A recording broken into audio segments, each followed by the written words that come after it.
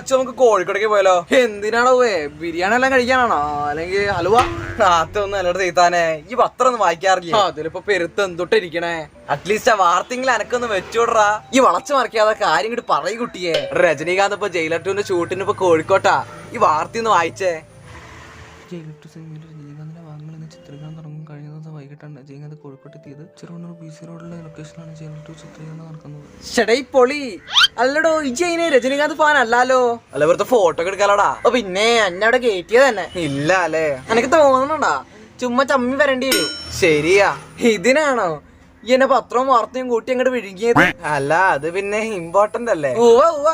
എന്നാ ഞാൻ എന്നോടൊരു പൊതുവാർത്ത ചോദിക്കാം, ഉത്തരം പറഞ്ഞോ. ഈ ചോദിക്ക്. ഇന്ത്യ പാകിസ്ഥാൻ യുദ്ധത്തിൽ ആര് ജയിച്ചു?